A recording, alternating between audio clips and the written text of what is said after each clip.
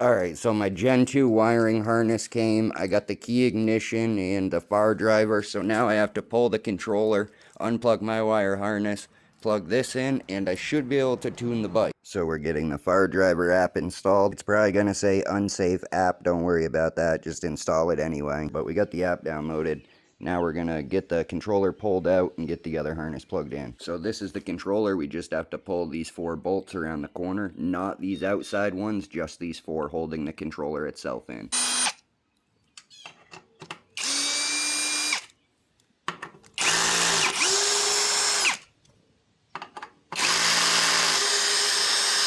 Alright, so now we've got our controller loose. You can carefully pull this out because there is a lot of smaller wires behind it you're going to want to be very careful with.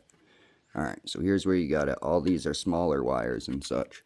So you're going to peel this back, and this is the one you have to unplug. And when you're doing this step, make sure your battery is out of the bike. You're going to be very careful. Grab both sides of this, and we're going to pull it out.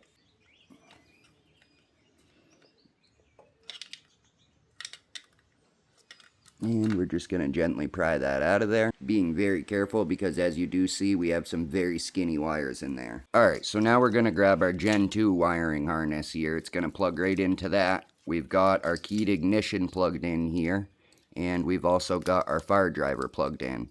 Now the only plug that I could find left to fit in the fire driver was one that says hall sensor. So I'm really hoping that's alright. So we're going to make sure in here, we see we've got 2 little lines. One right there and one right there. You're going to want to make sure those line up with the grooves in this. So making sure those grooves are lined up, and they are, we're going to carefully plug in our Gen 2 wiring harness, making sure it's fully seated. So let's drop the battery in. I am definitely very nervous here because I have not personally done this or know anybody who personally does.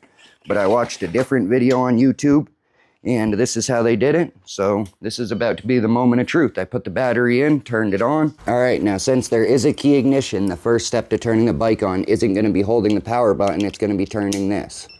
Okay, it did work, so it is showing the voltage. I think I heard the fire driver beep. Yep, the fire driver's beeping, so it is working, and I don't even have the bike fully on yet. I haven't hit the power button. Okay, so now we're gonna grab our phone here, and we're gonna pull up the fire driver app. Pair new device. I'm gonna guess it's this one.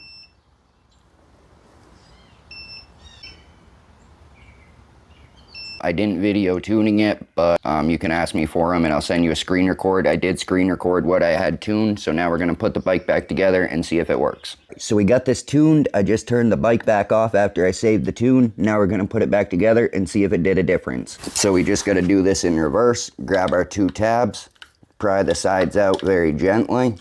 Gently, gently, back and forth. So once you got that out, gently plug your old connector back in, making sure those same 2 lines are lined up so you don't have it in upside down. Don't push on any of the wires in here. Make sure you're only pushing around the outsides. And you also want to make sure it's fully locked in. Then we're just going to pop our fire driver back in there, making sure that we do not squish any of the wires behind it, so be very careful.